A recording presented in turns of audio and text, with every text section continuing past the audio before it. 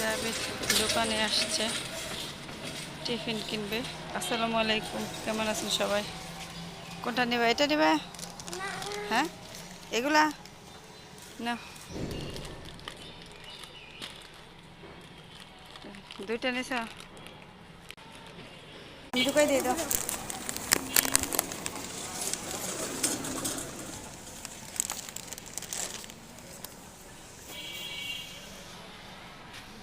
নাও নাও নাও, যাও। এই যে দেখেন, এদিক দিয়ে আবেদকে স্কুলে দিয়ে এসে আমি রান্না বান্না করবো। সব কেটে কেটে নিয়েছি। বাইরে থেকে যে পাকা কুমড়া নিয়ে আসছিলাম, তো সবাইকে দিয়েছি, আমার জন্য রেখেছিলাম। তো এই যে সবটুকুই কেটে নিয়েছি, সম্পূর্ণ রেখে দেবো, নষ্ট হয়ে যাবে। ডাল দিয়ে, এই যে কুমড়া দিয়ে রান্না করব। পাতলা ডাল করবো না, মাখা মাখা। ডালও ধুয়ে নিয়েছি, পেঁয়াজ কাঁচামরিচ কেটে নিয়েছি। আর এদিকে তেল গরম করতে দিয়ে দিয়েছি। তেল গরম হয়ে গেছে, পেঁয়াজ দিয়ে দেব। তো আমি একবারে সব মশলা টশলা দিয়ে বসিয়ে দেব। তো এইভাবেও রান্না করা যায়।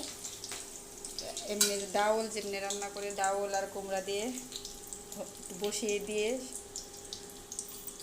লবণ মরিচ টরিচ দেওয়ার পর পরে বাগার দেয় অনেকে। তো অনেকে বাগার বলেন, অনেকে তেলানি বলে। তো এক এক অঞ্চলে এক এক রকম নাম। অনেকে বলে মানে তেলে সোমবার বলে, অনেকে ফোড়ন বলে।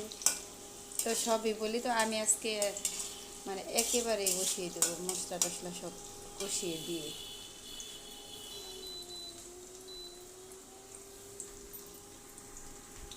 মাখা মাখা করে রান্না করব। তো ওই যে চাল নিয়ে এসেছি, তরকারি বসিয়ে দিয়ে চাল ধুয়ে নেব। পেঁয়াজ ভাজা হয়ে গেছে, যে এখানে আদা রসুনের কিউব দিয়ে দিয়েছি। এখন সব মশলা দিয়ে দেবো। হলুদের পরিমাণটা একটু কম দেবো, কুমড়ার তরকারিতে হলুদ কম দিলে ভালো লাগে। আর কাঁচামরিচের পরিমাণটা বেশি দেবো, শুকনো মরিচও কম দেবো। কম মশলায় আর কি রান্না করব, যেহেতু ডাউল দিয়ে রান্না করব। আর অল্প করে ধনিয়ার গুঁড়া দিয়ে দিচ্ছি, তারপরে জিরার গুঁড়া দেবো।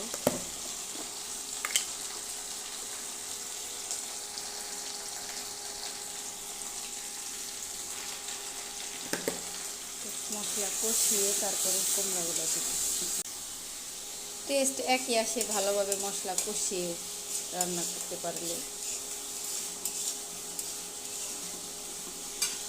ডাউল ভোনা যেভাবে করে সেম ওই রকম মাখা মাখা করে জাস্ট কুমড়া দেব একসাথে। ভোনা ডাউলের মতোই হবে, মানে মাখা মাখা। তো এখন কাঁচামরিচ দিয়ে দিচ্ছি।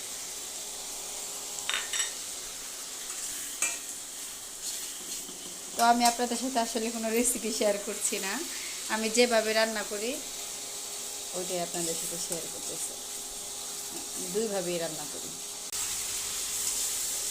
তো মশলা কষানো হয়ে গেছে, আমি কুমড়াগুলো দিয়ে দেবো। আমি হলুদের পরিমাণটা একটু কম দিয়েছি, যেহেতু পাকা কুমড়া, পাকা কুমড়ার একটা স্মেল আছে। আর হলুদ বেশি দিলে হয় কি, মানে কুমড়াটা মশলা টেনে নিতে পারে না, একটু গন্ধ আসে। তো এই কারণে আমি হলুদের পরিমাণটা হালকা একটু কম দিয়েছি। আর যে কুমড়া আমি সব গোল গোল করে কেটে নিয়েছি, সেটাকে ডাউল দিয়ে রান্না করবো, নিরামিষ টাইপের।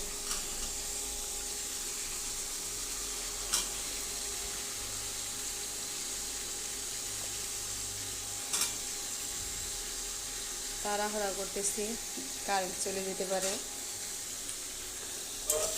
এখন যে গ্যাস শুনতেছি দাম কমবে কমবে, সব কিছুর দাম বেড়ে গেছে, সবজি, গ্যাস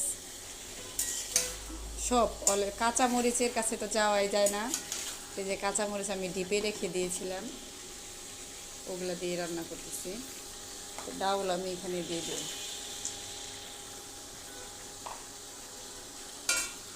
তো দেখেন ডাউল দিয়ে আমি মিশিয়ে নিয়েছি, এখন কিছুক্ষণ কষাবো, ঢেকে দেবো। তো এই ফাঁকে এগুলা ধুয়ে টুয়ে এই যে চাউল ধুয়ে নেব।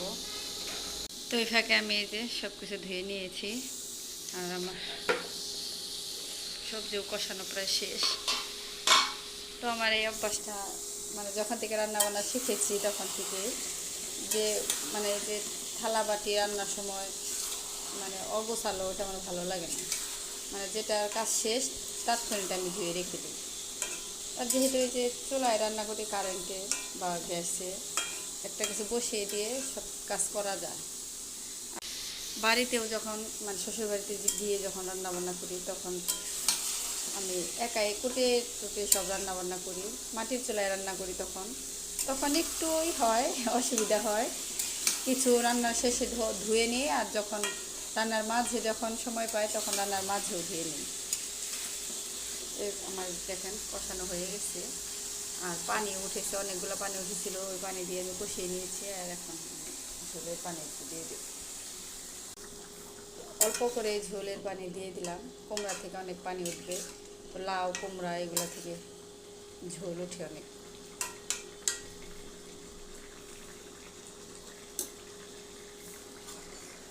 তো আপনারা খেয়াল করছেন বাড়িতে যখন, তো আমার শ্বশুর অনেক কিছুই দেখেন বনে আবাদ করে, তো ওইখানে অনেক লেবার লাগে। যখন লেবার নেয় তখন আমি একা কুটে মানে সব সবজি টবজি কেটে কুটে রান্না বান্না করি। আমার শাশুড়ি অন্য কাজে ব্যস্ত থাকে, তো রান্নার ফাঁকে আমি একটা বসিয়ে দিয়ে মানে কেটে কুটে নেই, আর একটা বসিয়ে দিয়ে আমি ওই থালাবাটি ওগুলো ধুয়ে নিই। এভাবেই আমি করি, এটি আমি অভ্যস্ত। তো মূল কথা, আমার মানে রান্নার আশেপাশে বেশি থালাবাটি বা নোংরা যেটা প্রয়োজন না, ওইটা অমনি ফেলে রাখতে আমার খারাপ লাগে। আর দেখেন কথা বলতে বলতে আমার রান্না প্রায় শেষ। আমি চুলার আঁচটাও কমিয়ে দিয়েছি, প্রায় হয়ে এসেছে। আমি এখন একটু হালকা করে জিরা গুঁড়া দেবো। তো মোটামুটি প্রায় সব রান্নায় জিরা গুঁড়াটা লাগে। আমি রান্নার পরে আর কি জিরা গুঁড়াটা দিয়ে দিই। এইভাবে রান্নাটা শিখেছি আমি আমার মার কাছ থেকে, মানে আমার নিজের মা, শাশুড়ি মা না। তো অনেক রান্না আমি আমার মানে আব্বার কাছ থেকে শিখেছি। আমার আব্বা ভালো রান্না করতে পারে, আর এই কিছু কিছু টুকটাক রান্না আমার মাকেও ফলো করে শিখেছি। তো এটা আমার মা একভাবে রান্না করে, আমার শাশুড়ি আরেকভাবে রান্না। আর এই যে দেখেন আমার ডাউলটা কিন্তু ভুনার মতো, মানে একদম গলে যায় না, ভুনা ভুনা টাইপ। এই কুমড়া দিয়ে কিন্তু পাতলা ডাউলের সাথেও রান্না করা যায়। তো এইটা জালি কুমড়া দিয়ে ভালো হয়। লাউ জালি কুমড়া দিয়ে ডাউল কিন্তু পাতলা করে রান্না করলে স্বাদ না, ওটাতে অনেক ভালো লাগে। এটা নামিয়ে নেব, হয়ে গেছে। এখন